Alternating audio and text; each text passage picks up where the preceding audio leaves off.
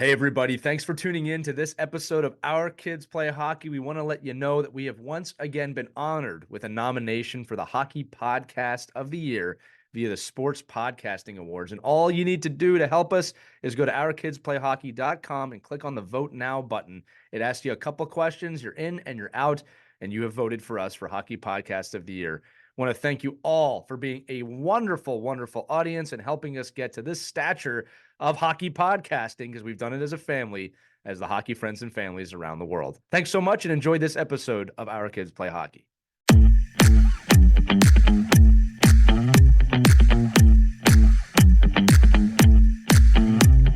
What's up, everybody? It's Lee. We got a Stanley Cup champion on our show today, and his name is...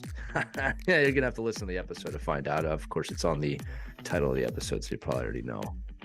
Anyway, have a good time listening to this episode of Our Kids Play Hockey. It was a really great conversation. We talked about, obviously, the journey to make the NHL, but more importantly, his journey as a father towards his kids and their hockey journeys and everything that goes on between parents and coaches. And you're going to relate a lot to this one, no matter where you're at in your hockey journey.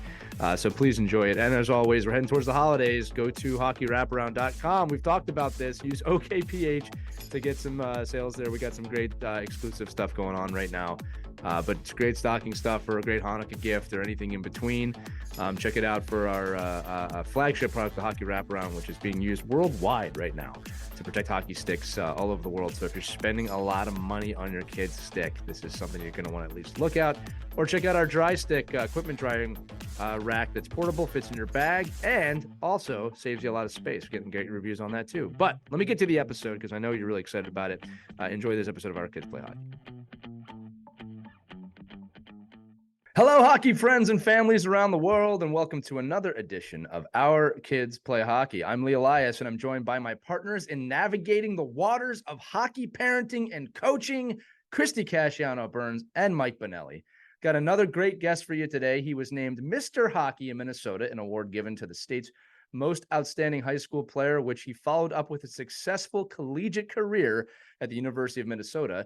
That time created the foundations of what would become an 11-year NHL career, which included a Stanley Cup with the New Jersey Devils in 1995. Ladies and gentlemen, please welcome Tom Chorske to the show today. Tom, welcome to Our Kids Play Hockey. Thank you. Appreciate that nice intro, and it's good to be with you guys. I've checked your show out previously, and now we finally get to talk.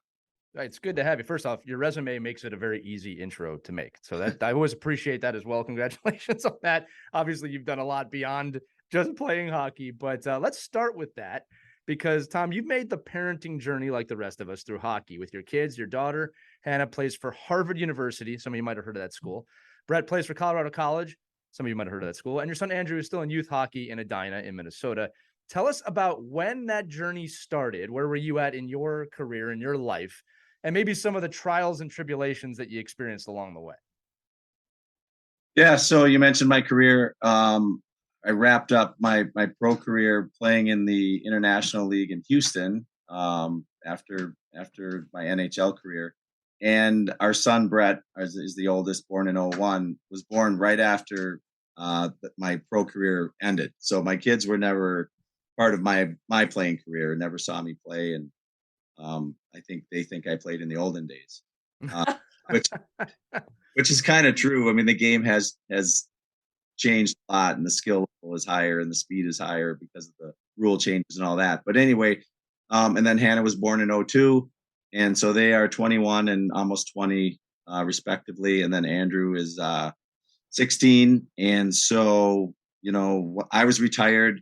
I was in the life after hockey and starting a second career. And they were born, and we moved back to Minneapolis and Edina specifically. And we happened to live near a pond, and obviously I was probably always going to put them into hockey. And we did. But in the beginning it was just see if they want to get on their skates. And right. For Brett, the first time I put him on skates and I set him down, his skates hit the ice and he picked his feet up. And he didn't want his feet. He didn't like the feeling of the skates and being on the ice and all that. And then we'd go to an outdoor rink nearby, and he'd want to take off his skates and run around in the snow. And I'm like, geez, I was kind of hoping he wanted to skate more. but but you have to let your kids run around and play in the snow when they're 6 years old, right? So Right. we did that, but eventually took a loving to the game, and he's worked really hard, and now he's playing D1 hockey, and kind of Hannah took to it pretty quick. And we had Andrew in it, and Andrew is a few years behind them, obviously years wise, and so he was getting dragged along when we were, um, when Brett and Hannah were kind of pushing through. They always were really passionate about it, shooting in the driveway, shooting pucks and everything like that. So yeah, they've worked hard and achieved a lot, and I just told them recently, just so you know, I'm really proud of you, and you've you've done enough. Like, you don't have to feel like you have to achieve more or whatever. Like, I just felt like, coming from me, because I do check in with them weekly and give them my 2 cents maybe, and we don't talk a lot, but I think as a former pro hockey player, I also have to be a little careful of how much pressure I put on them, or whatever. But they're young adults now, and they've figured out, they're playing the game because they want to play the game, and it's taken them to some pretty cool places. Yeah, Tom, I was going to say, knowing that we do, get the opportunity to interview a lot of ex pros that are parents, and I would imagine, and you can correct me if I'm wrong, but when you're in the stands as a youth hockey parent and you see the other parent, right, the parent that doesn't, and we talk about the word perspective a lot, and the parent that doesn't like that when you set your kid on the ice and he lifts his feet up and he wants to be in his sneakers and run around in the snow instead of skating, the anxiety that a lot of us get as parents, right? That, oh my God, like this is just not meant to be, at 3. And could you talk a little bit about that, and you don't have to name any specific people, but the type of other athletes that came through with your other 2 older kids, and what their anxiety level looked like compared to from where your view was. Right, and And also, yeah, and there's the temptation of putting pressure on kids because of your background and your passion. Right. right. And in Minnesota, right, it's a way of life. It's a Right. lifestyle, and really Minnesotans that most of them, not all of them, you'll meet some families that just aren't hockey families, but most are and have some connection to it, and they really do have a strong interest in getting their kids into it because they know it's going to be a important thing socially, status wise, and things like that. And Mike, when you were asking me that question about observing, in the stands and things like that, I was thinking the other day about how maybe it's the other side of the coin, but parents, when their kid is, maybe he's 8 or 9 or 10, and he's showing some, some passion for the game, and maybe he or she is better than most, or just like takes to a fish like water, whatever have you. I notice that those parents, they get too excited too fast, and they want to all of a sudden go all in. They're like, "Oh, this is awesome! My kid is going to be good at hockey," and they may be they may be good, and they maybe are going to be good. But I think at too young of an age, they just get a little too wrapped up in it, and then sometimes it works out, and sometimes it doesn't, because you don't know what's going to happen with a kid from age 10, 11, and 12 to when they're 16, 17, or 18, right? If you've had kids that go through that phase, and I've had 2 of them now, yeah, there's kids that were rock stars when they were 10 and 11, and they weren't even part of the high level hockey when they were 16 or 17. Tom, we say it all the time. All bets are off during puberty. You just never know how a kid is going to come out after that. And I said, you just said it there, the best kid at 10 or 12, who I'm not knocking anyway, you might grow 5 inches. Another kid might grow 5 inches. There are a lot of things that happen in that time period. Some would call them distractions, but let's just say your mind isn't focused singularly on one thing at that time. So it can Right. completely change your child, and you going all in at 10, 11. It's almost unfair to the kid. Imagine all the kids in Minnesota and Toronto that all play hockey. They all have to play hockey, right? No, good or bad. I mean, I think it's great. If I'm in a community that everyone wants to play hockey, I'm like, this is great.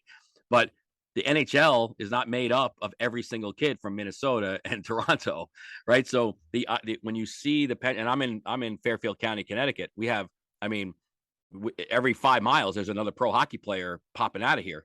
But that doesn't, but there's so many kids, there's so many other athletes.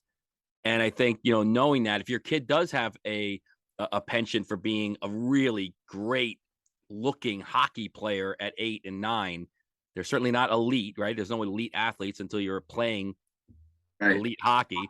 But if you're an elite 8-year-old and a 9-year-old and a 10-year-old in our world, then I think what you're saying is, okay, that's great, but don't get all caught up in the fact that, you got to miss everything else in life. Because the fact is, if you're really that good and you're going to progress, you're going to progress even if you miss that Friday night practice and go to a school dance. And even if you miss, a practice because you got to go to your grandmother's 95th birthday, it's probably things you got to balance. And Lee talks about this a lot on all his other, a satellite podcast about, mental awareness and mental toughness and just being in a situation where when you're 8 or 9 or 10, don't miss. Because I think I bet you, I could guarantee I could say the same thing if I asked you, like, well, what is the rush? Like every parent of an 18, 19 or 20-year-old that I know inevitably says the same thing. Oh man, it went so fast. I wish I would have let my kid do a couple of these other things, because at the end of the day, they missed so much and they didn't get the end result that I thought they should have got. Right. And so they sacrifice some things. I think a couple things that I do want to throw out there. One, I sometimes hear people like to quickly say, hey, your kid's not going to the show, or your kid's not going to the NHL, or not going to the NFL or whatever. And I never want to steal a kid's dream. And quite frankly, and you just mentioned, Mike, you see players come out of your area that reach high levels, and Christy, we all see it, but it's pretty prevalent in Minnesota, right? So it's hard to tell a kid, hey, you're not going to play D1 hockey, or you're not going to play pro hockey, because quite frankly, my kids see it all the time. I mean, they go to the rink and there's pro players in the summer that are training, and they're all from around Minneapolis and the Twin Cities and what have you, and up north. So it's, I would never want to be a dream crusher, right? But you have to keep everything in perspective. And then the other thing about the kids is, people will think, well, he's in their head, they're thinking, well, she's a good player. She's passionate about it and she loves it. People always say, I mean, if you were to say, hey, why don't you back off a little bit? Oh, but she loves it. She loves playing hockey. She loves it. And it's like, yeah, well, my dog loves his treats too. But if I gave him 24/7, it's going to be too much. Right. So you have to really look at the aggregate of what the child is involved in, and you got homework, and maybe they're playing a second sport, and putting on the equipment eventually will get to be not the fun part. The playing part is fun, but if they're 11, 12 years old and they're going to the 5 times a week and have to put on that equipment and lug the bag and everything, it starts to be a little bit too much if it's that often during the week. So, I think if there was a time where my daughter or son would say, do I have to go to practice tonight? If it's in season, yeah, but if it's a summer skate, I'd be like, no, go have your sleepover. It's fine. I love that. That is so important. And how do you feel about putting, 8, 9, 10-year-olds, and I've seen it more and more, into elite travel teams at such a young age? Yeah, again, pretty unnecessary. We're pretty fortunate in Minnesota that you don't have to go very far to find, lots of leagues and teams in play. But I understand around the country. I was just in Arizona this past weekend. A friend of mine is heavily involved in the junior Coyotes and has been for 20 years. And he played hockey at Minnesota Duluth. His name's Mike DeAngelis. And so I've been introduced to, that realm of hockey, but pro hockey players have retired there, and Austin Matthews has come out of there. And so now hockey's real big there. They see lots of travel hockey, right? And same thing in the other parts of the country. But when they're that young, you're better off using your time and your money in development, right? I mean, you don't have to go travel to a tournament. Try to put together a little team of 8 skaters and play 4-on-4 for, and take a break. And or get 12 skaters and play 4-on-4 and 6 on a team. So there's always 2 on each side resting, whatever. Like, you don't have to go play in a tournament to get noticed or get on my hockey rankings or whatever you think you want to do. I don't know, but you're right. Some of that, it can be really delayed. But people start thinking they need exposure, and they want to be on a team that's nationally ranked and all this fun stuff. It's fun. Let's see, I will say there's a positive side of it, like all the time that parents spend with their kids, and there's some good to it too, but there can be some downsides. So you must have been, you had to be, I must have butt dialed you over the weekend because you had to be in the rink with me this weekend. And so I was in so I just want to touch on this real quick because I'm a huge fan of the Minnesota model, right? I mean, we talk about on the East Coast, we have Dave Starman that's out here who does a lot of college hockey programming. Sure. He's like, he's like, oh my God, why are we able to do this in this one little area of the country and we can't replicate it? And I had the pleasure yesterday. So a long conversation with one of your foes there, Stefan Matteau, who was in that Devil, New Jersey rivalry there and all, and all that. That was a great time to be a New York sports fan. I know Lee was just talking about how great it is to be a Philly fan right now, but if you were in New York in 94, 95, whether you're a Devil, Ranger, whatever, it was a good time to be there. And I think when I started talking to him about that's how I think about it. I'm like, why do I have to take my 6 crappy kids and go across 2 bridges and 2 tunnels to play somebody else's 6 crappy kids? Like, is it because of the community you have in Minnesota that creates like I could almost guarantee that your daughter and son battled harder against each other, like in open hockey and sticks and pucks and pond hockey, then you don't have to tell them to battle, right? Because you're like, please stop hitting each other. Like, stop it. Like, you got to stop battling. And I think isn't that where, I mean, that's what you're saying, right? Is why don't we create environments and because development, I think in our world, development is a bad word for parents because they think development's not fun. Like, development's hard work. Like, development is, oh, you got to put the work in. Well, no, why can't development be fun? Why can't be in a fun, great, why can't you play the same kids every weekend, play music and have announcements, but create an environment where you don't have to travel. You don't have to segregate onto elite teams prior to puberty, prior to teenage years. Now, and I do 100%. We've had these conversations on this podcast a lot about, the virtues of going on tournaments and going away and traveling with your team. All great. But overall, for 22, 25 weeks, 30 weeks in your hockey season, why can't we make development part of the fun of playing? And why do you think it is that Minnesota, and I know there's been a lot of battles there about, town teams and community hockey, but why is it that you're able to stay so strong in these communities and not fight the elite model, not give into it?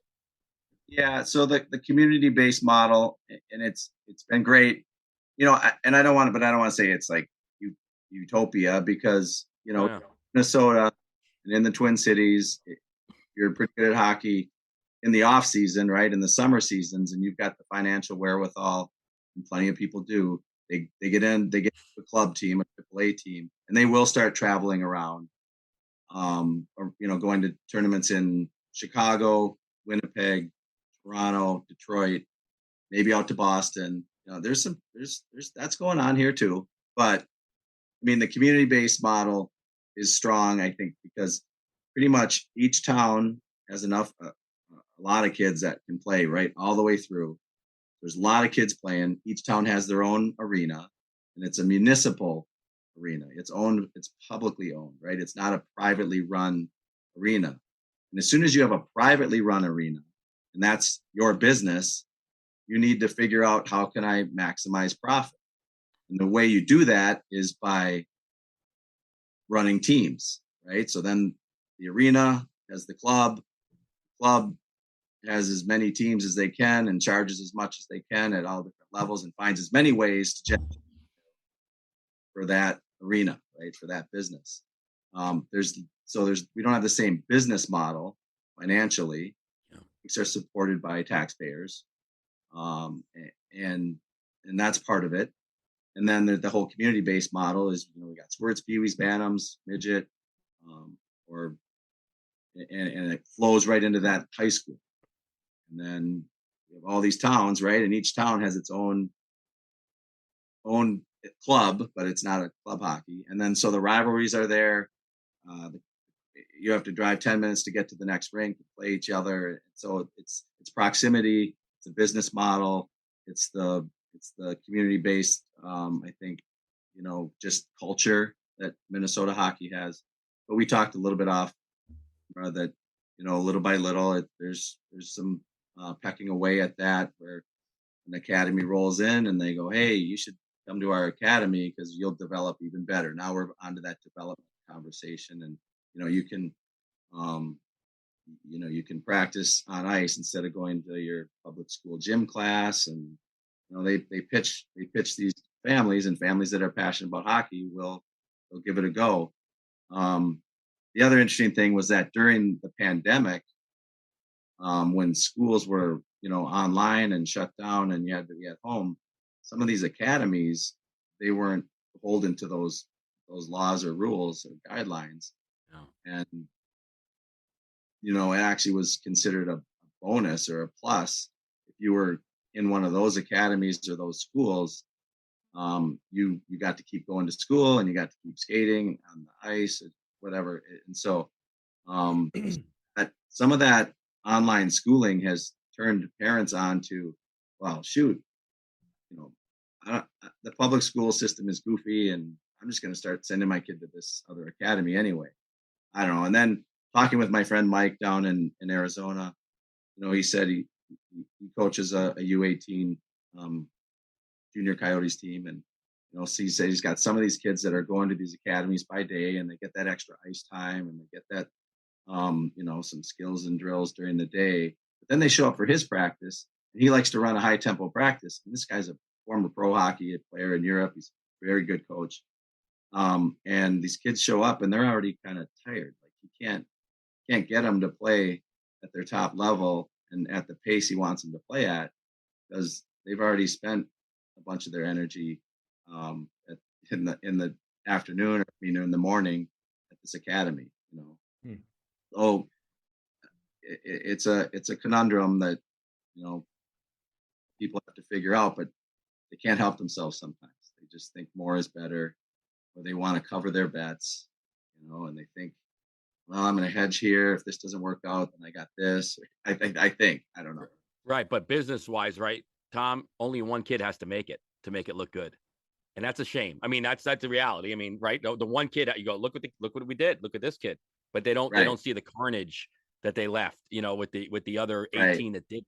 And I think we see that on the East Coast all the time, that, a high school kid that's playing club or academy, and then he goes to his high school practice, and there's and the levels are a lot different. Yes. And all of a sudden you're like, oh, geez, like the kid doesn't, I talked about it even as a college recruiter.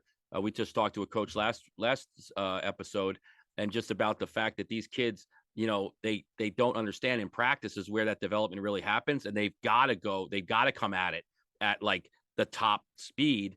But if they're coming and just going through the motions, then at the end of the day, they're really not getting any benefit out of it anyway. So you have to start weighing, like, well, where is, if the one kid does make it, which is probably a kid that's going to make it anyway, and a kid that's, a special athlete, that's, I think, what we see. That's all we see. We see, oh, that's why I got it, because, to kind of wrap this up on this part of it, but we all see the kid that everyone says, well, that's more like my kid than not. Like, my kid's not the other 18. He or she is the one. Right. And I think we all get that. That's at the end of the day where these, I think the biggest part with the parents and organizers come in is that we have to do a better job of creating an environment for the whole and not for the one. Yeah. But for the person in business, they just need the one. Well, Mike, and I want to jump in real quick too. And Tom, you topped on this at the beginning of the episode, and Christy and Mike and I talk about this a lot. There's got to be more accountability on parents, ourselves included, to really ask yourself, what is the goal? What is my goal? Because I'll tell you right now, excuse me, if your goal as a parent is to make your kid a professional hockey player, I think we have a priority issue right there. All right. The goal, and again, everyone's got to do this their own way. I'm kind of just speaking for myself. My goal is to make a good human being and to use the game as a vehicle for that to happen. If my kids show some talent, and more importantly, Tom, as you said, some passion, some love, some drive that, hey, I want to make the NHL. I don't care if they're 8 or 18 when they say that. I say this a lot. You do not have to support their dream, but you have to support their right to have a dream. All right. You have to support that right. So going back to what you said, Tom, again, I never tell a kid they can't make it. I hate when coaches say that. I hate it. Don't take that away from them. Number one. Number two, what are the contributing factors to making something come true? What's more valuable? The kid pursuing something, maybe not achieving it, but understanding how to pursue something and work hard and understand that life is not fair, but if you put the work in, you have the opportunity to strive to earn something. We're forgetting a lot of these basic lessons. And Mike, as you said, we're leaving kids behind because you have one superstar that did it. Parents, the goal has got to be to make a good person. Good people make good players. I cannot tell you how many unbelievably talented hockey players I have seen burn out because they do not have this side of the equation. All right. And I'm not saying every player that ever made the NHL was an outstanding citizen, but I'll tell you what, a majority of the ones that I meet are pretty damn good people. All right. Sorry, I'm getting mad, Tom. Yeah. No, it's good. The passion is awesome. I think I would say that, and maybe this is Minnesota. I spent most of my time in Minnesota, but I go to the USHL showcase, which has U18s and U16s and U15s involved. And I went to the NAL showcase, the North American Hockey League, which is in Blaine here. Same thing. So during those weekends, aside from the junior teams that are here, there's 50 to 60 other teams that are 18s and 16s. And I try to go out to those rinks and those games too, and get a feel for what's going on, because I want to try to have my finger on the pulse of what's going on across the country, right? Hockey, AAA hockey, and everything. But I'm not in Massachusetts day in and day out on a regular Wednesday night. Lee, I will say this: I dare say that most parents would say, "Well, I know my kid's not going pro," but they really want, hope, and expect that they're going to play Division I. Sure. And I would also venture to say that the parents that hope for that D1 dream act as crazy as anyone. Sure. Yeah. It's just or as intense. Any destination in the game should not be more important than the destination of your child as a human being. Right. That's what I'm saying. I don't care if it's AAA midget hockey. What is your goal as a parent? It should not be just to create a hockey player. That's just not good enough for me. Sorry. No, that's right. Just as they pursue that and they have that passion, even if they don't make D1, D2 is not that many D2 schools, but Division III is great hockey. Club hockey is fantastic hockey. So even if they don't reach that upper echelon, they've already, they may find another dream and be happy and satisfied. And they'll have the skills.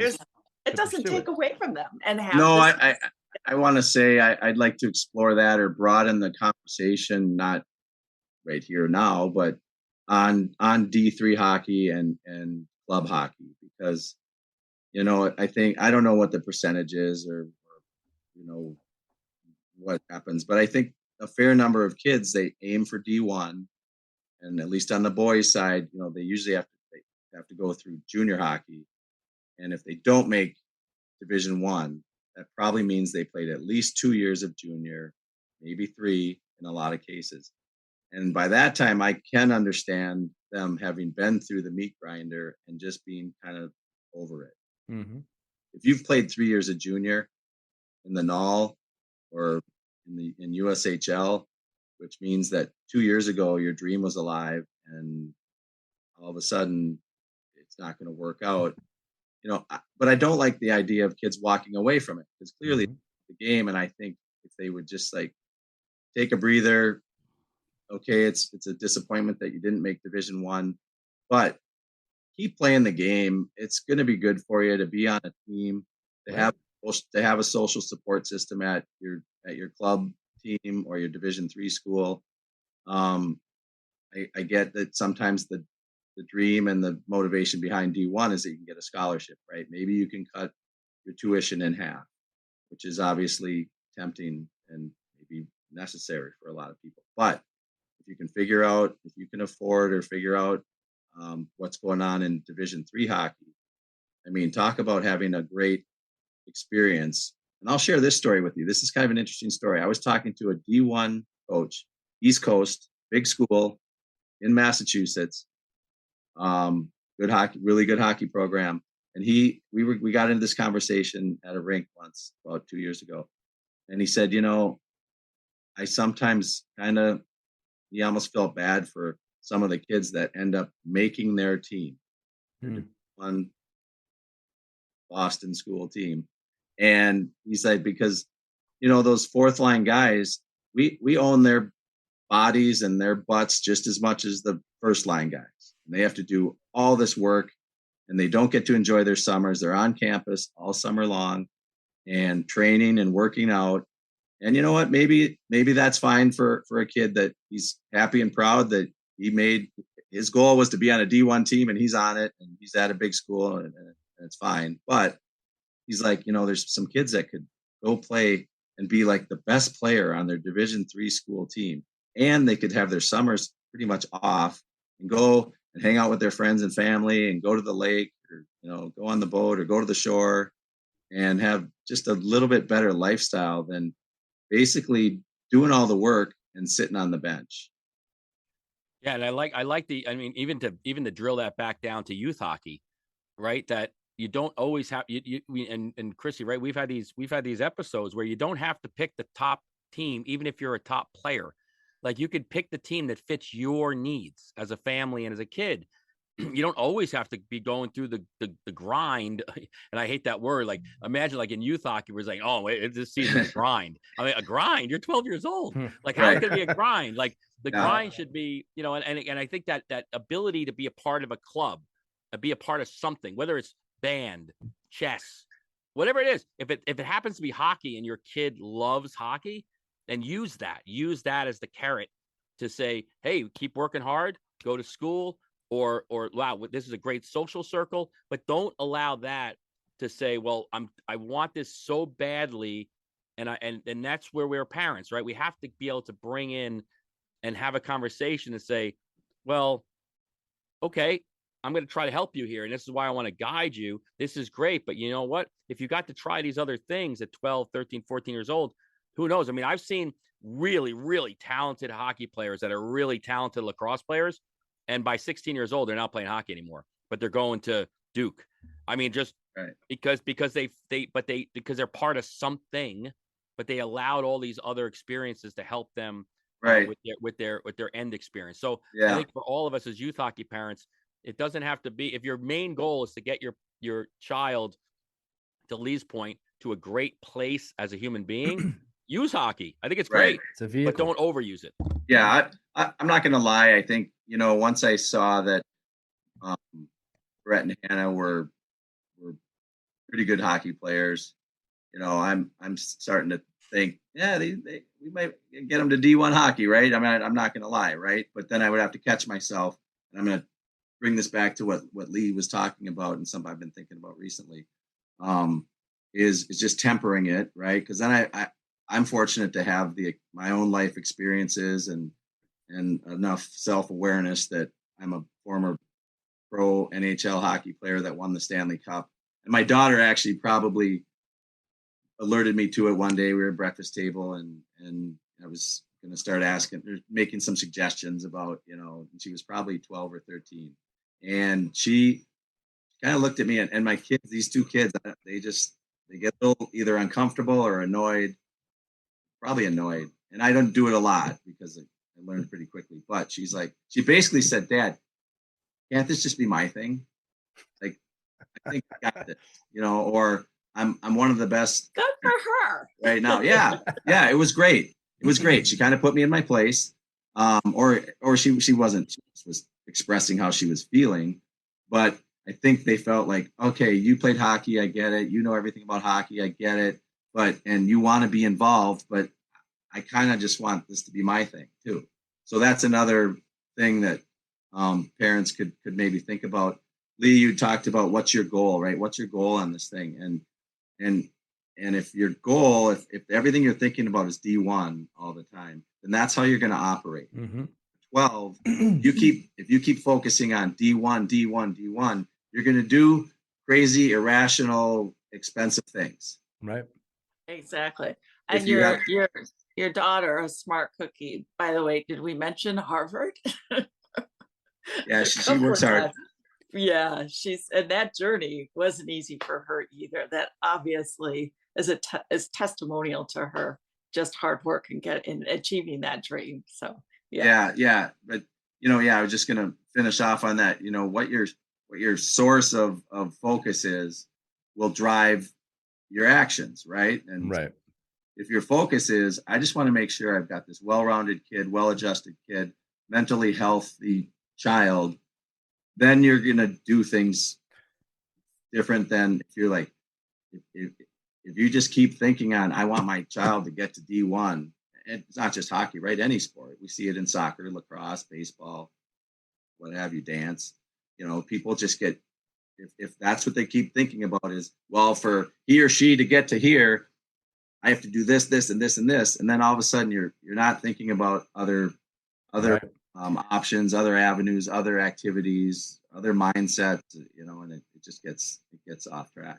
Tom, what I say is this, because I've had conversations with parents about this too. And look, when I talk about parenting, I really am talking about my own experience. Everybody has to do it their own way. There's different social situations. There's different home situations, right? Right. But when I say what's your goal, I'm really talking about what is your foundation for parenting. And I always tell everybody this, and I make myself vulnerable with this. I have no problem saying this on the air. My goal every day, at the end of each day, is my kids know I love them and I know they love me. That is my starting foundation. And I'll have parents say, well, what about competing? And what about sports? They're all there for me too. But that has to be the top goal for me every day. And then it transcends down from there, the other items. So I'm fine pushing my kid to try harder or pushing my kid to practice as long as it does not compromise that other thing I just said. And that's how I do it. So to your point, if your top goal, and look, if you're listening to this show, you love your kids. There's no question on if parents love their kids. We've talked about this too. Sometimes you love them so much, you do things you're not comfortable with, or you do things that you look back and go, I pushed too hard. But the truth is this, you have to have a foundation of why you're doing this. And if you want your kid to make a D1 team or whatever, it doesn't matter what it is, a high level of anything, just make sure you have a priority set of why you're doing it, how you're doing it, and what the goal is. Because it is disturbing at times. I mean, we all have seen that. Everyone listening has seen that. The level at what parents go. I saw a person yelling at their 8-year-old goalie the other day on how to make better saves. And it's like, the kid can barely stand. What are you doing? I wasn't in your rink this weekend. He was literally he was an 8-year-old kid. It's a mite game, right? In the beginning of the season, kids got all the pads, and they were being critiqued by their parents on the form. And that kid is going to hate playing goalie after a while. Right. And then that kid didn't even put on the equipment, right? Right. Parent had to put on the equipment.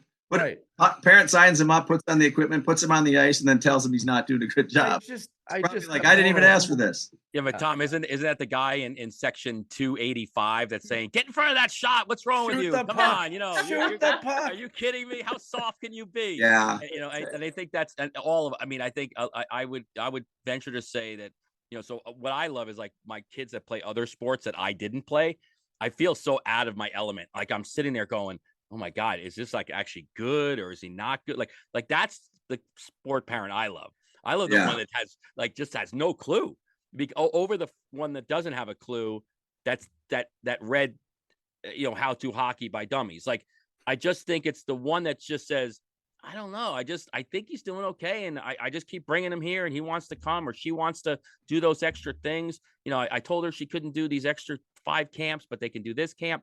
Like those are the ones that I try to model after because I forget that I'm in this world of hockey every day. I can give more knowledge than anyone. I know that if I'm in a room, like if I was you, I'd be sitting there, you know, going with my Stanley Cup ring. I said, so what are you thinking? what are you thinking about this again? But in the reality is you're immersed in it so much, you probably do know more. It's almost the ability to say, like your daughter wants you to do, right? Saying, okay, I'm going to kind of step back like I don't know anything, and I'm just going to support you. And if I can help you, and when you ask for my help, and I always like even the teams I coach at my own kids, I'm always trying to tell the parents, like, if I'm coaching my own son on this team, I want you to benefit from it just like your kid is my kid. Like, take that knowledge, take the opportunity. Because I'll tell you right now, if I'm in a room with a bunch of accountants, I could tell you right now, I'm picking their brain. I can guarantee I'm like, well, what do you do here? Because I don't know. I don't know. That's not my expertise. My expertise is in this field. And I think people could take advantage of that. But I almost have to be able to say, well, maybe they don't want that. So maybe I got to back off. And we want it on the podcast, though, Mike. Advice. We want you here. That's hey, that's my outlet. This is my outlet. Have you been recruited to coach your kids' teams over the years? You know, I coached them in the beginning when they were quite young, and then it's sort of a loosey-goosey written rule. But you know, when the kids if they make the top team as peewees or U12s, they didn't necessarily want parents coaching if they didn't have it. But what ended up happening on the boys' side, that was the case. There wasn't really a dad coaching. The girls' side, there was some dads that were coaching their daughters, but they were really good coaches, and so they didn't really need me. And I kind of felt like what's probably better, as long as they're getting good coaching. Sure. The team doesn't really need me in there. I'm happy to stand back. Wow. Good for you, because I would think that would be kind of tempting too. If you didn't have good coaches. Yeah. And maybe these established guys. Hold that Stanley Cup ring. I might know a thing or two. Oh, well, listen, there's always a parent meeting, right? And so the coach would stand at the front of the room with the parents. And one year, this coach, he was like, I know we got a former pro hockey player in here, but I don't want to hear from you guys. And, when the coach does tell the parents kind of what the ground rules are, like 24-hour rule, if your son or daughter doesn't play as much as you like, you got to wait 24 hours to call and ask why or figure it all out. But he kind of called me out. It was kind of awkward. It was like, thanks a lot. But, and other time, you're not special. our son was a peewee and had a good coach. And he was a hockey dad. He had a kid on the team, and he has 4 of his 5 kids have played Division I hockey too. Ooh. But to his credit, he stood up in front of the room and he said, "We got a really good team," and they did. They had a team that I think like 9 out of the 15 boys have played Division I hockey. Wow. Anyway, he said, "We've got a really good team. I think I know enough of what I'm doing. The only way this is going to get screwed up is by you guys, because the parents are the only ones that'll screw this up. If you guys get good for him squirrely and getting my business and getting the team's business, or if you're backstabbing, each other's kids about this or that," he goes, "that's the only thing that's going to mess this up. If you guys can just sit back and enjoy the season, we'll be fine." And which was a good message to the parents, I wish every coach would say that in the beginning of the season, because I have seen time and time again, parents really mess things up. Even when we start off as such a great team and everybody's on the same page, then parents get upset because their kid doesn't have enough playing time, doesn't like the coaching style, thinks they know how to coach better than them. And then all of a sudden, in the middle of the season, it's chaos and mutiny. And they want, right? Well, I think it'd be interesting. I was just thinking earlier, you guys haven't done this, and I don't know if you could get kids to be completely candid. right? But it almost like you'd like to be a fly on the wall. But you know, that in locker rooms across the world or country, kids are at some point probably going, man, these parents are donkeys. Just, or my dad is, I hate when my dad does this or that, or my mom is crazy because Right. she says this or that. And Yes. it's sometimes they're like, oh my God, you guys stop. You're crazy parents. And we're like, Yeah, I hope all the parents listening, and if you can, I go, you kind think of I'm listen- crazy? Did you see that? right? Exactly. Compared to Yeah. what? Such a great I'm always they take the curious road, not the judgmental road. And I always get curious about with parents, how they look at a situation. So let's say, Christy, to your point, let's just say they don't like the coaching staff or they don't like another player on the team. right. Again, what's the first response? Is it accountability or is it pointing the finger? Yeah. Right? Is it that, okay, this is adversity we're facing. This kid is Mhm. doing something wrong to you. I'm Mhm. not going to blame this kid. How are we going to achieve accountability with this situation? I don't think Right. those conversations are happening enough in locker rooms or in the cars rides home. Oh, I yeah. think a lot of finger pointing is going on right now. Yes. This is a national problem. This is probably a global problem. It's Right. not just a hockey problem. Yeah. And that's part of the conversation. I think, with parents, it's just, again, it's all out of love, right? You want to protect your kid. And we've talked about this before. It's easier to protect your kid when they're hurting and be mama or papa bear than it is to help them overcome adversity. It's easier. Yeah.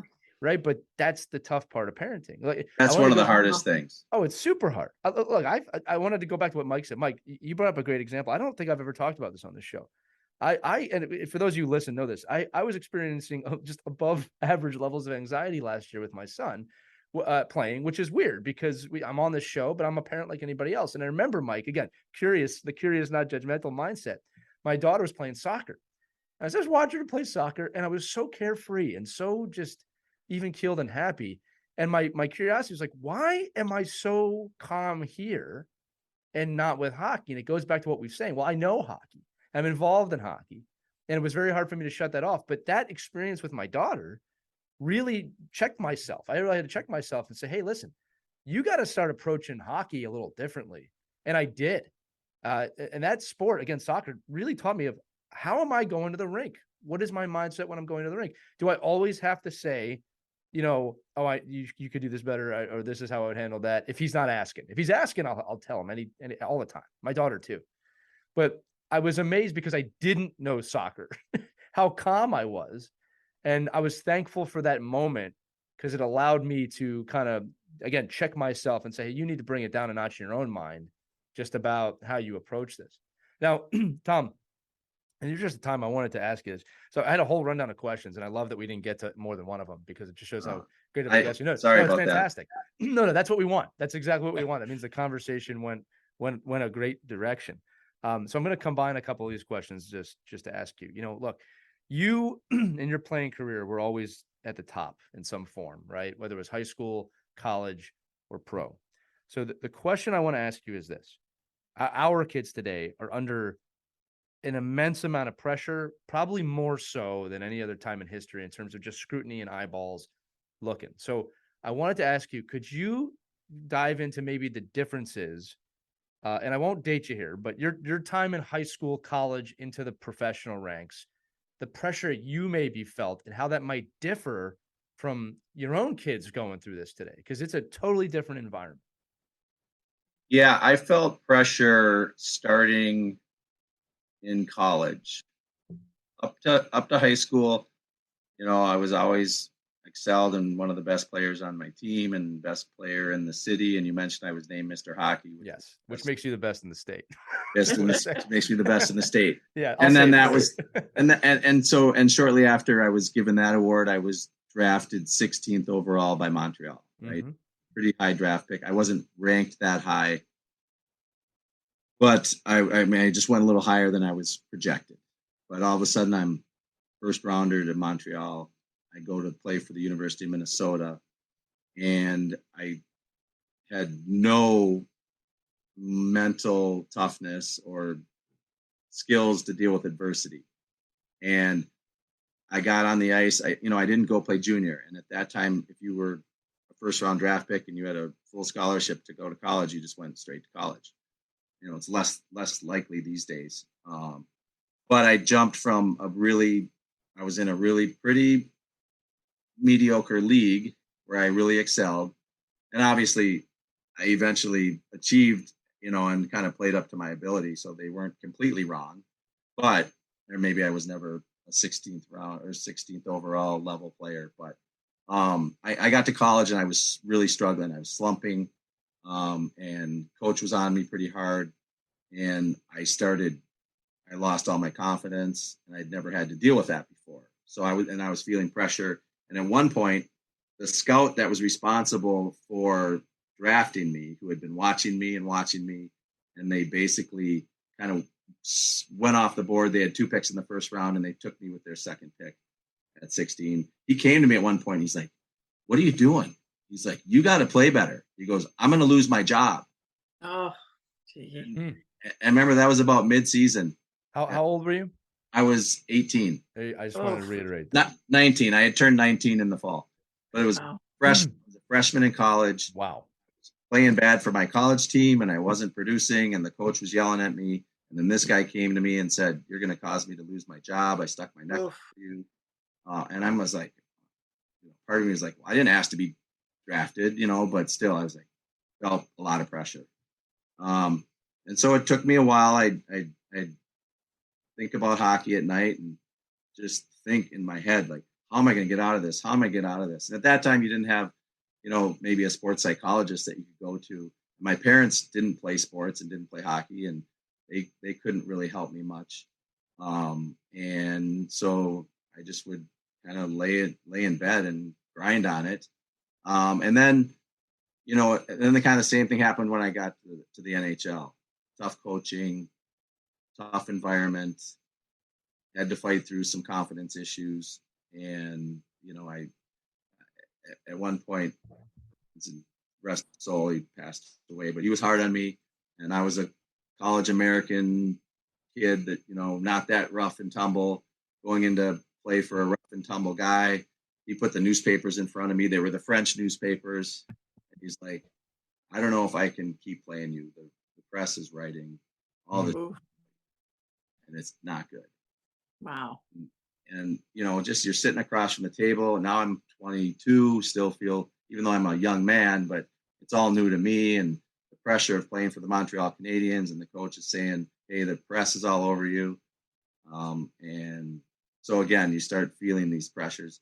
I think to try to speed this answer up, kids these days, they're feeling the pressure from social media and all the noise that they are exposed to. They see a lot of things, they see the highlights of all different levels. They get pressure of the parents. If we've sort of talked about if the focal point is, "Hey, you got to make the AA team," or you got to make, we hope if it's implied that we want to get you to D1 hockey, there's some pressures that way. But it's parentally driven, I think. Sorry, I got a phone call that I have to get rid of. I think it's driven more by the parents. I didn't have the parent pressure. I didn't have social media pressure. I can imagine these days you hear, I follow social media and hockey, media and stuff like that. And you can only imagine that if people start critiquing a player or a young player on that type of platform, not to mention the stuff that's out of our vision, in the group chats and private chats or DMs and all that. So I think there's those types of pressures these days that might even be hitting kids when they're younger, and kids feeling like inadequate at a young age, where I never felt inadequate, until I was in college. That's an important and point. there must have been a lot of pressure too, because you came up in an era, right? I mean, we had just won gold, right? And you were in that inspired me, yeah. And it must have been that must have been a positive side, where you're like, wow, look at, we're legit. Back, because you got to remember, back then, college players weren't going into the NHL and like they do now. Not as much, no. So so there was some of that pressure arriving as an American college player versus, the players that come out of major junior hockey. And the guys were great. I mean, my teammates, they were fine. They tried to help me, but they could only help me so much. If I'm on the wrong side of the coach or not playing up to my ability, but I was a high draft pick. So I'm sure he was being sort of forced, like, hey, we got to play this kid. We're going to have to get him going here. And the coach was like, it's going to cost me my job. Because, or coaches, that's one thing I learned too. You get to pro hockey and sometimes you would assume that the coach and the GM are like thick as thieves. And sometimes they weren't, because sometimes the GM, at least back then, maybe I think things have changed a little bit now and they figured out how to work and communicate better. But the GM hired the coach, and then sometimes the GM would tell the coach what to do, and the coach would sometimes push back and be like, hey, if I'm going to go down, I'm going to go down playing the guys I want to play. It's not my fault you drafted this kid and he's not playing that well. Or I don't really like that kid's personality, or I don't like his background, whatever. It's better these days, I think, than it was back then. But when I, like you said, dating me, I'm playing through the 90s, basically. It was still old school, right? Like coaches that were old school and rough and tumble. And a lot of times GMs and coaches that had played, they just got those jobs. Well, they might not be very good communicators, or they might not even be, they might think they can put together a good team, but then they don't know how to build a good culture, or their culture is really toxic.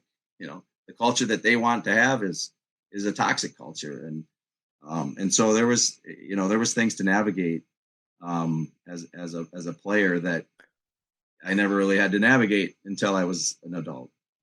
So, Tom, let me ask this, a perfect follow-up to that.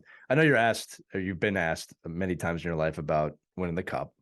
All right. So I'm not going to ask you that, all right, because it's been documented. You just talked about culture. Tell me about the culture in that locker room that year. And then also, this is a question I always ask. The championship moment's a great moment, but it's just a moment. There's adversity that leads up to that moment being possible. I think you just tapped on a lot of that, in your younger years, how to be mentally tough. So tell me about the culture in New Jersey in the mid 90s, and then tell me about how you borrowed from your own experience to overcome, and win 16 games. Yeah. So I love talking about that team and the culture that evolved. And so I got there in 91, 92. Jersey Devils were kind of middle of the road team, lower, not terrible. They had gotten into the playoffs. Some would have called them a Mickey Mouse organization. Yeah, some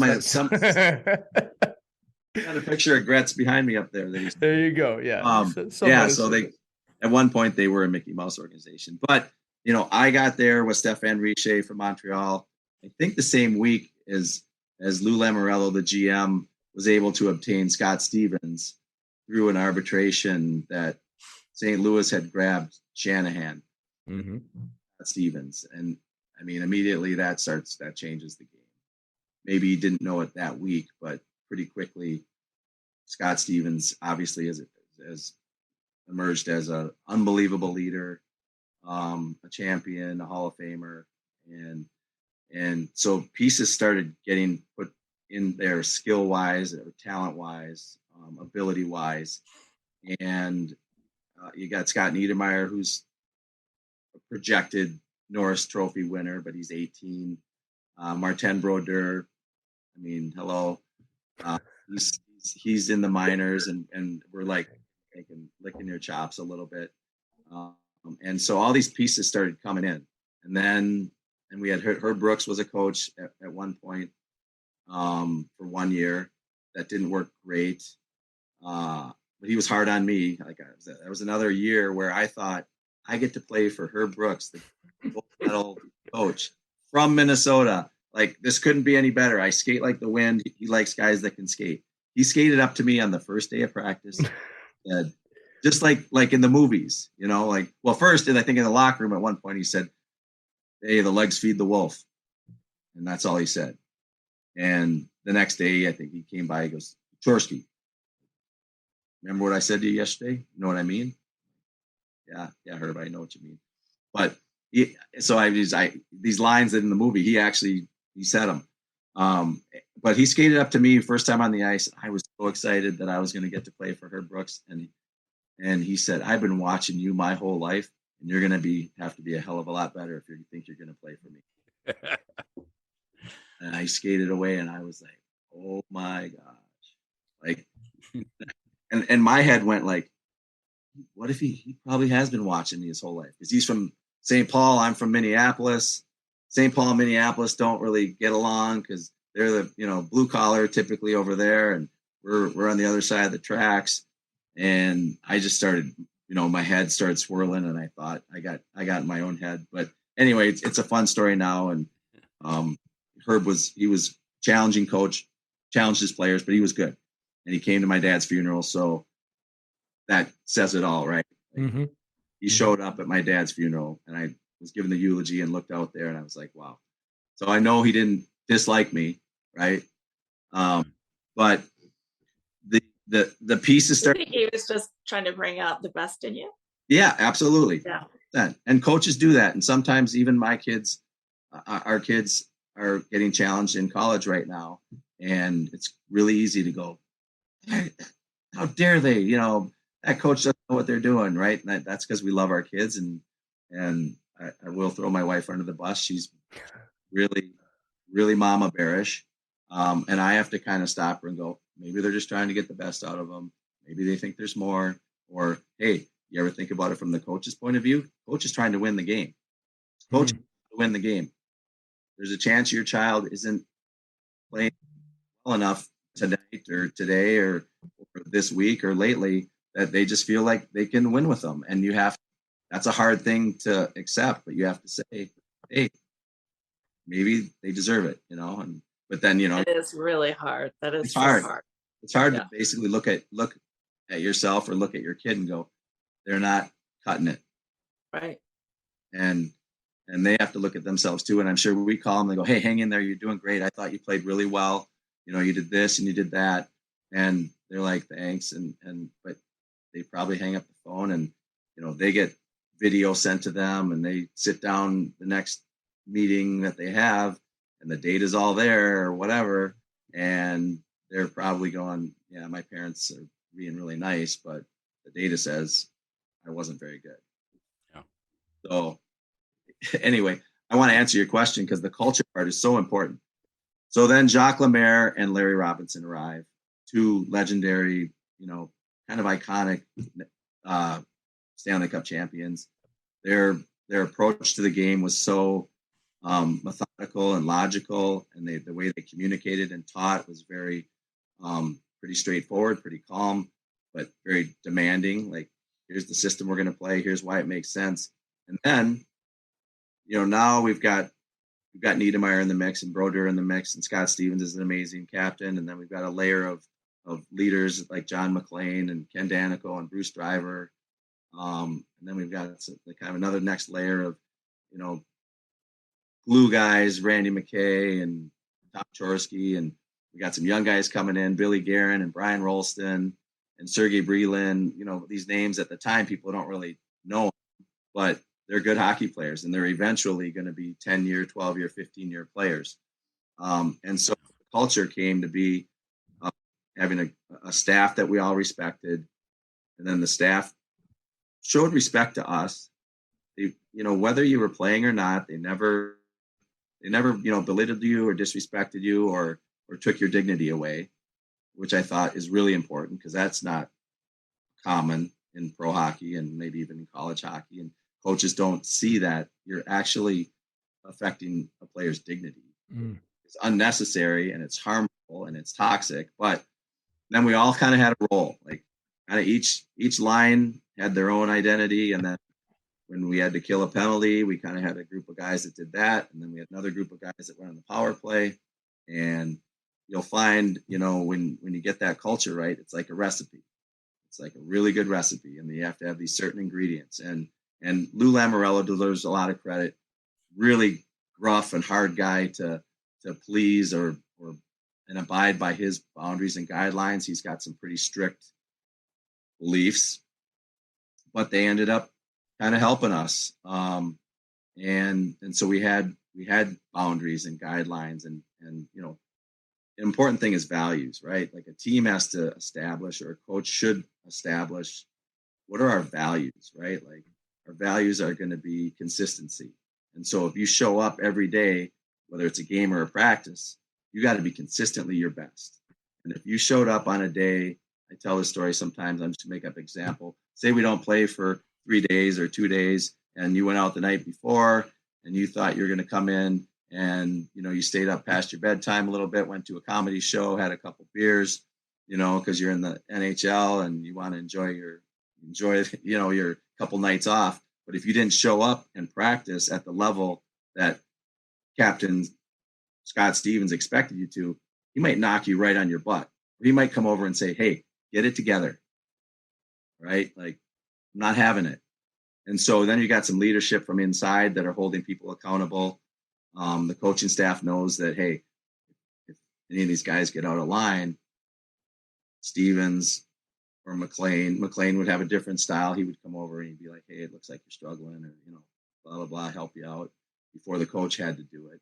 So we had, standards, values, the right relationships and connections on the team. Not everyone, you didn't have to be best friends with everyone, but if there was a guy on the team, say that maybe I didn't love his personality and I wouldn't go out to dinner with him, I still respected him for the job he could do. Like, man, that guy shows up and he plays hard. And yeah, I'm not going to go hang out with him because he's a nutbag. He's a little nuttier than I am. I'm trying to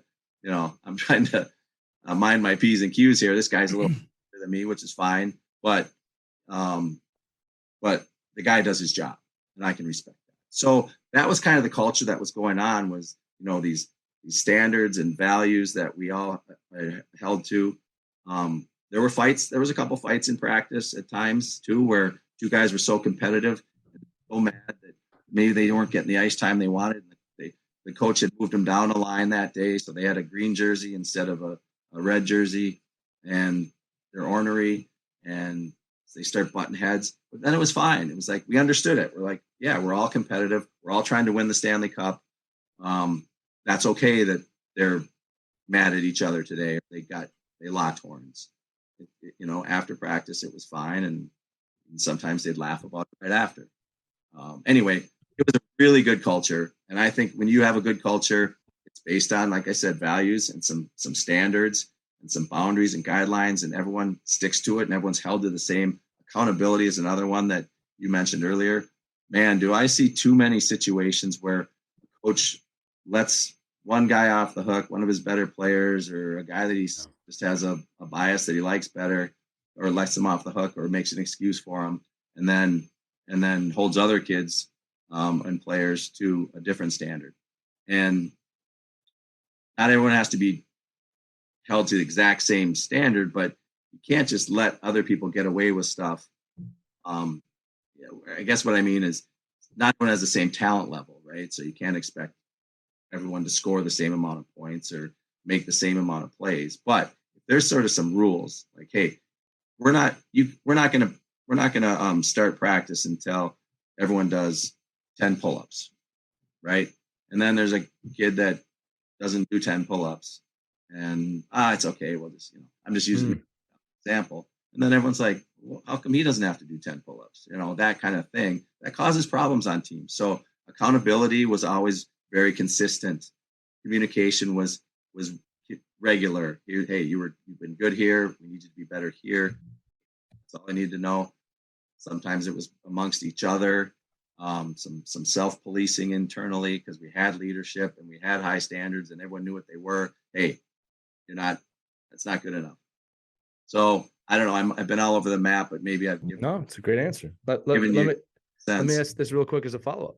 All right. And then I'll throw it to my co-hosts to kind of close it out, because we could talk to you for 6 years, I can tell.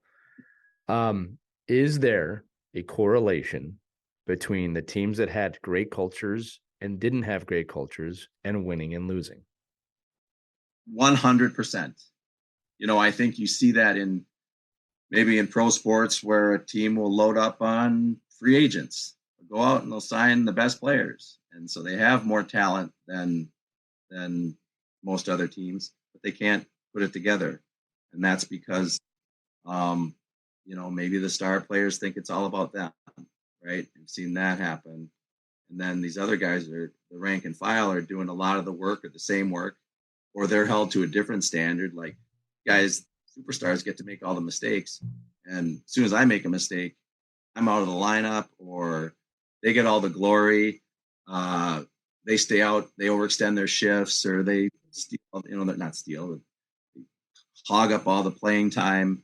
And, it just creates rifts and things like that. So, I mean, can't just have all the talent without all the standards and values, right? If you value certain things, then that has to be consistent.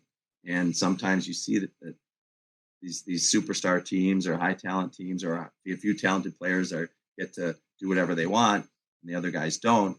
Then there's rifts. And then when you get into adversity, you get into a slump, you get into a losing streak, there's no cohesiveness, right? Because there's division, and superstars are probably like, well, I'm still scoring my points. It's not my problem.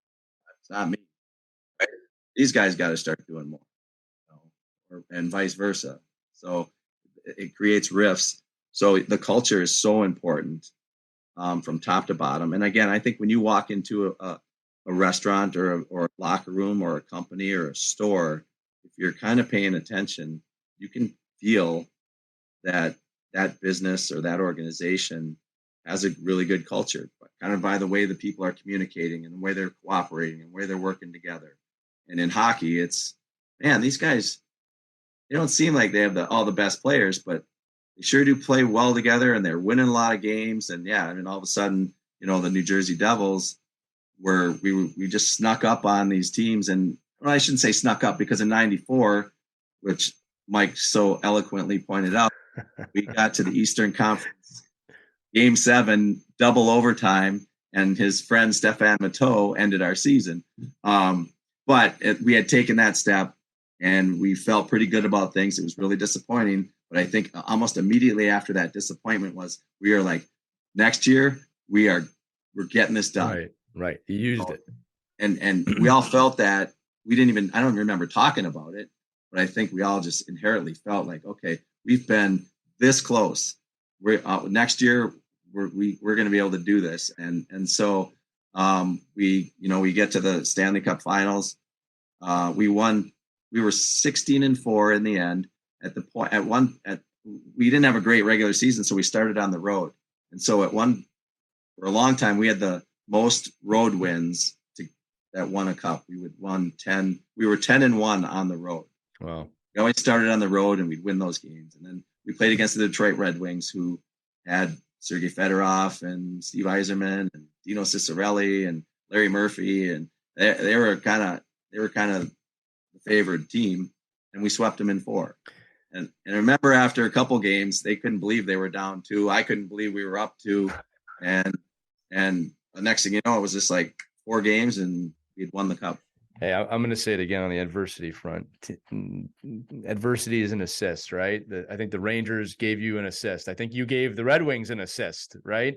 And I was a Flyers fan, so we didn't get anything growing up. I just had my youth ended in 2000 by Scott Stevens. But I'll tell you what, jokes aside, man, like as I've gotten older, you start to have so much respect for your teams and those Red Wings teams and those teams that succeeded, because you see what they had to do to come together. And, it's funny, Tom, you mentioned this, that, when you look back at those mid-90s Devils teams now, yeah, there's a lot of Hall of Famers, a lot of amazing players, but really at the time, even Brodeur was not Brodeur yet at that time period. It's that team won with an aggregate of players coming together and winning. There were really I say this lightly, there was no superstars on that team in terms of, when you look at it now, it's like, oh yeah, there's like 7 or 8 superstars. Back then, Stevens was known, but everybody else was kind of fresh, and it's amazing. Yeah. So just to reiterate the point, look, you can't win without culture. So coaches,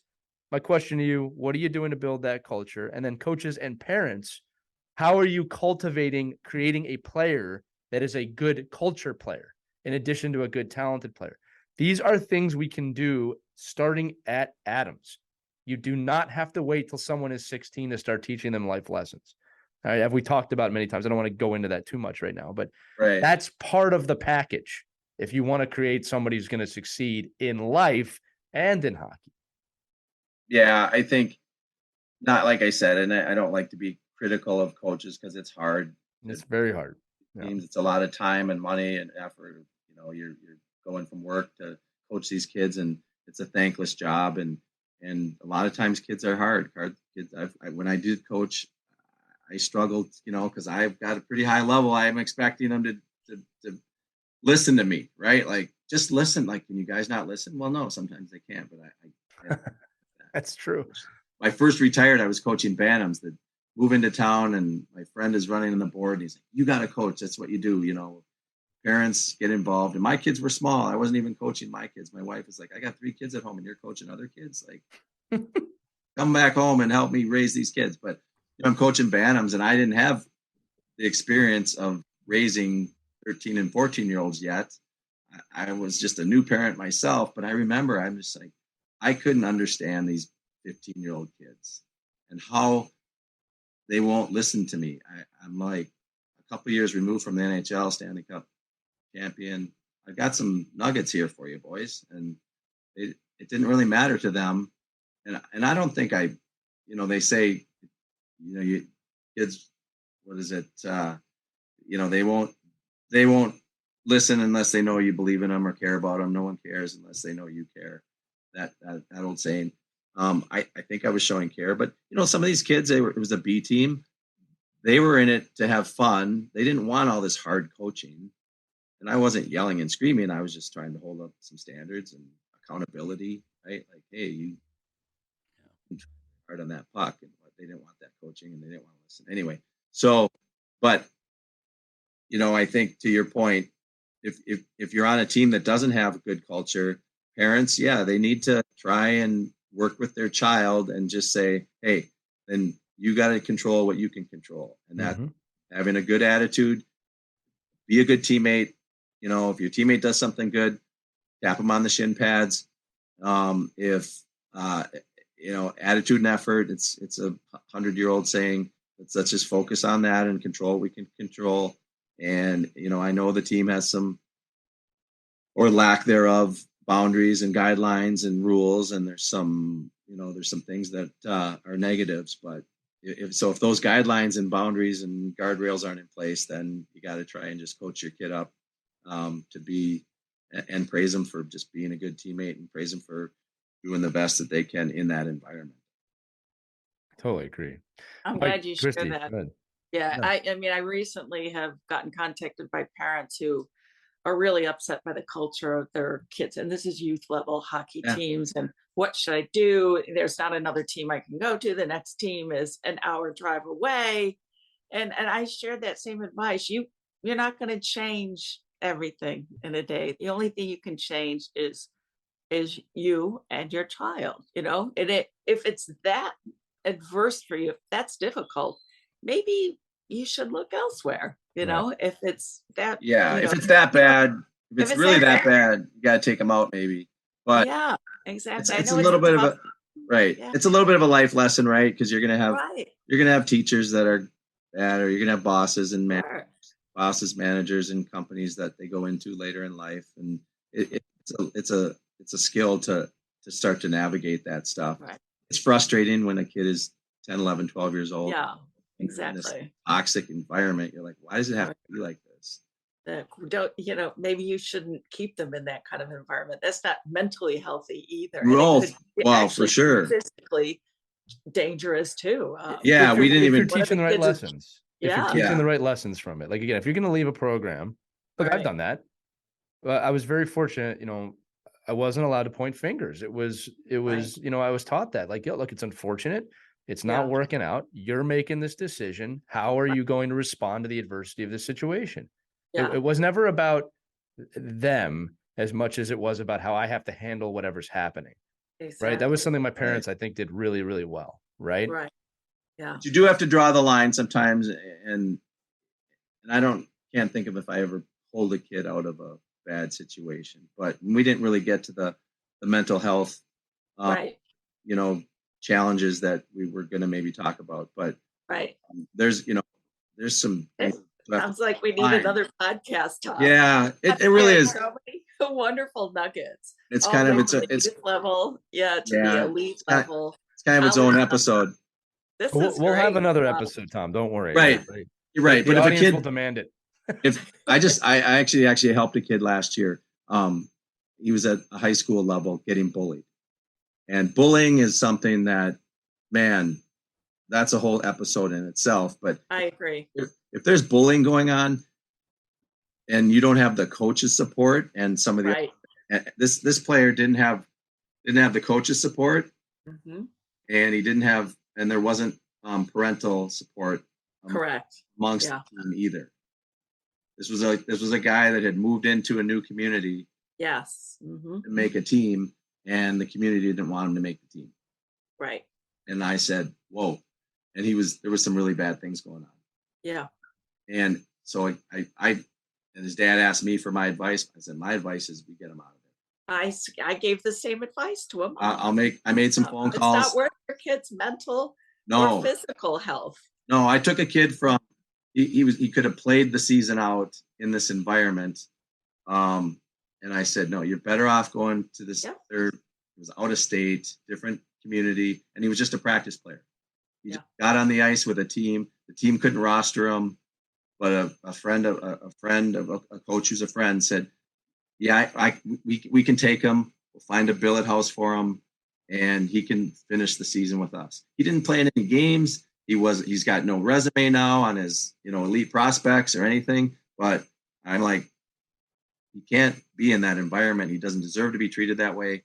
Right. Yes, I was so mad, but he sacrificed playing a season and having stats and which everyone is so important to everyone is what the Right. prospect says. Is a human being there. Right. That's Right. Yeah. He's not a stat. You are not your elite prospects page. Right. Right. And that's not a shot at elite prospects, by the way. I have right. to say And that I think too. parents would know Yeah. this, and there's not bullying is such a hard thing. I mean, Right. if your kid ever does some bullying, that's a terrible place to be too. Exactly. Does something that is called bullying these days. There's things that when I was a kid was boys will be boys, and now it's but still, by today's standards, if your kid ever excludes someone, you're like, what are you doing, bud? Like, or Right.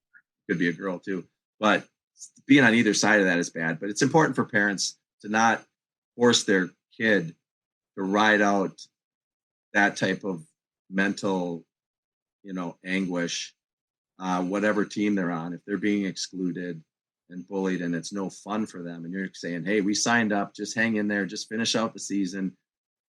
You got to be pretty careful with that philosophy when there's some that type of bullying and stuff going on. I totally agree. Thank you for sharing that. Well, That's really especially at that age too. Like, look, when we Yes. talk about adversity and accountability, I want to just tap on this real quick, Tom, because for those of you listening again, Tom is a massive mental health advocate. We're going to have you back on for another episode. That'd be great. Just on that for sure. I agree with this was your intro, for lack of a better word. But here's the deal: is when you break down a situation, like let's just use general bullying. Let's just say the kid's 15, 16 years old. Well, they're feeling that and they're internalizing that. And this is where you have to be an adult and say, okay, how much harder is it at 15 and 16 to deal with that than if you're a little older? Right. And then it's also understanding. I talk about being curious. Well, they're feeling it. Okay. They're feeling this. So they're feeling the adversity. All right. It's our job to help them walk those lines. As you said, Tom, sometimes that's got to get them out of the situation and then really make sure that they take a step back, or we take a step back and analyze it. Why did you feel that way? How is your self-worth? How is your self-confidence? How is your self-esteem? Let's talk about why these are important, right? Because you felt this, and this is part of growing up. And here's the deal. Tom, you said it, and I'm gonna say this. 20 years ago, 15 years ago, yeah, boys will be boys, girls will be girls, deal with it. Well, Right. here's the hard truth, guys. Teen suicide is catastrophic right now, and it's worse than it's ever been in athletics. There are a lot of reasons for that. All right, a lot of things have changed, but if we continue to ignore that and say things like kids will be kids, we are part of that problem. All right, and that conversation needs to change. The stigma of that must be broken. Mental health is not weakness, it is strength. And as a community, we really need to start taking this on, because every single child that has been lost to suicide's parents have said at one point, my kid would never do that. Yeah. Okay. Yeah. And we will have a full conversation, Tom, with you. Again, I'll obviously let you respond to that, but we will have a full episode on this. Oh, I think, to your point, I've been paying attention to it. I've known some families around Minnesota that have had to deal with it. Different level, but players that I played with and played against have committed suicide after their pro. Mhm. So it reaches all levels, right, and all ages. But lately, it's gotten real young, and you mentioned it. A lot of these parents are like, we had no idea, did not see it coming, and so that's where we have to start getting it through to the people around them that maybe are, you'd think parents are closest to their kids, but Right. teammates, right? It's their teammates, and they have to check in, and coaches just have to be real careful. But again, it's not always coaches' fault. The child could have some emotional issues. Sure. It could be multiple things, like you said. There's pressures at school. There's pressures at home. There's pressures on the team. That could be a culmination of things. Right. It could just be a mental illness. Well, Sometimes it's just emotional, right? It's just emotions. But at some level, that child, when we're talking about athletes, feels like, it's either hopeless or there's no other solution. Right. It's heartbreaking, especially when everyone assumes that this athlete had so much going for him, right? Oh, they were going to Stanford, or they were, star quarterback or star on the soccer team or hockey team, and they were popular. And they were, they were one of the cool kids. So there's something going on that needs to be addressed or figured out. Right. And we have to have our eyes open.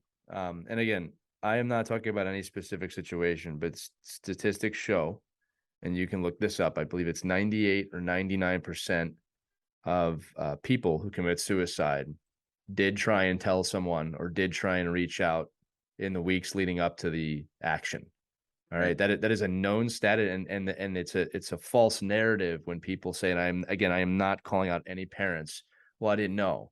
All right. And I believe that they believe that. And again, I'm not trying to go into that. My point is that there's always signs. It might have been the team, it might have been the coach, it might have been something else. So we as a society need to really open our eyes a bit more to this side of things. There is a massive stigma surrounding mental health and feelings and emotions.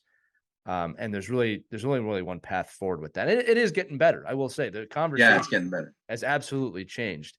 And Tom, we can't wait to have you on for another one with that. Now, to end this episode on a lighter note, I want to let you know, Tom, and Christy will be happy to hear this too. You have broken Mike Benelli's speed record for speaking in an episode. That is the fastest I have ever heard him ask a question after an intro. Mike, you asked the first question. That you must be inspired. Yeah, no, like I apologize for jumping in on our podcast and speaking, but I think it's I think we owe you another one. I think yeah, well, no doubt. I mean, these are the kind of like calls that, again, I forget I'm on a call. Like I forget I'm on a podcast. I mean, Right, you're coming up with a lot of great conversational pieces that we probably experience every day. I laugh, my wife says it all the time. She goes, you should actually get paid for talking about hockey, because that's all you do is talk about hockey. And, I think it's this kind of stuff that if we can, reach a couple of people, and what I've been very fortunate about this particular, medium is that I get so much feedback back. I love it. I mean, it's just like, Mike, I heard you speak on this the other day, and I really appreciate you bringing that up. And these aren't people that will chime in or call in or send even they'll just be a private text, and it'll be just a private conversation. But it's really just the ability to, have somebody like you come on and give, kind of your body of work as a parent, as a player, as an educator, as an advocate, and all that kind of stuff. And it just helps everybody else that maybe doesn't have this type of a platform to, feel like, oh, wow, there's so many other people out there like me. I don't have to go down this path like a sheep, and I can, plow my own path. And I think it's just, and sometimes it's really hard for any parent to do that, right? It's you just, point, Mike. I don't know, these other people they seem like they're the experts, so I'll just follow them, and they're not always the experts. No. They're just some people that happen to have the, they're the ones that just happen to have the vehicle that they're driving at that point. But again, I love what you're bringing up, Tom. I definitely think, we could have a number of these, and anytime you can throw out a little bit of knowledge about, your experience and the people you're around. I think it makes us all better hockey parents. Yeah, well, I'm going to try to be sharing more and more of it going forward here. You'll be probably hearing hopefully about it in the coming weeks and months. But it's true. Like I'd love to create a guide that kind of teaches the parents and families. I don't like it when the game gets more out of the player than the player gets out of the game. That's a great statement. Wow. And Yeah. too often,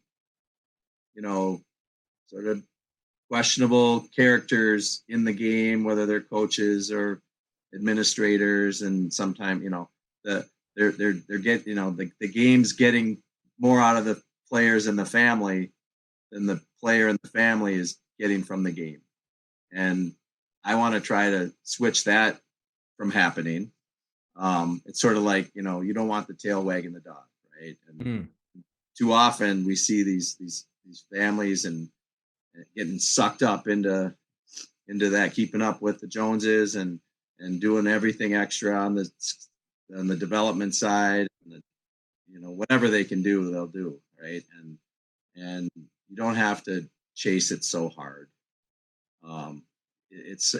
You win if you let it kind of evolve naturally, because it's got to be a hard pill to swallow when if you at the end of your hockey journey, you look back and you're like, man, I either sacrificed too many other things, or God, we spent too much money and we didn't really need to spend all that much money, or all that time, all those times in the June and July and August when we were in arenas when we should have been, on the shore, on the water, up at our cottage, or doing something else as a family. Hopefully that doesn't happen very often, but I'm sure it happens a little bit, where people say, wasn't that great of an experience? And that's because of those things. It's because they were either chasing it, had their source of their objective was sort of misguided, or the game got more out of them because of unscrupulous, hockey people, and didn't deliver what they paid for, kind of thing. So you don't want the game to get more out of the player than the player gets out of the game. That is a fantastic quote and a fantastic way to conclude this episode. I think I speak for the three of us, Tom. We're going to have our producer, Caitlin, who's fantastic, just schedule you right away for another episode, hopefully before the year ends. Because, again, there's some nuggets there. I know we're both big into mental fitness and mental health. And I think this was a great opportunity to introduce our audience to you, and then also to talk about some amazing things. But we are definitely out of time. Sorry. No, please never apologize. There's that Minnesotan. You don't apologize. All right, you don't have to apologize for that. Before we throw it out, if you've got a question for Tom or us, or you have any comments on this episode, which I'm sure we're going to get, feel free to email us at team@ourkidsplayhockey.com. That mailbag fills up weekly, which is fantastic. We love that you're loving the show. And again, if you're getting value from this and you love it, please share it. Please share it with your friends. Text your friends, put in your team snaps, wherever you feel people may add value. That really is the mission of the show, is to kind of change the conversation surrounding youth hockey. And if you're listening, you're part of that too. So thank you for that. And finally, those 5-star reviews really help us out. So thanks for doing that. But I'm going to end it there. For Christy Casciano Burns, who's waving at you if you're listening. Mike Benelli, Mr. Talkative on the podcast that he's supposed to talk on today. Mike, I love you. That was a fantastic New York response. And Tom Chorske, I'm Lee Elias. Thanks so much for listening to this edition of Our Kids Play Hockey. Check us out at ourkidsplayhockey.com, and we'll see you on the next edition of our show. Have a great weekend. Have a great week. Enjoy your hockey, everybody. We hope you enjoyed this edition of Our Kids Play Hockey. Make sure to like and subscribe right now if you found value wherever you're listening, whether it's a podcast network, a social media network, or our website, ourkidsplayhockey.com. Also, make sure to check out our children's book, When Hockey Stops, at whenhockeystops.com. It's a book that helps children deal with adversity in the game and in life. We're very proud of it. But thanks so much for listening to this edition of Our Kids Play Hockey, and we'll see you on the next episode.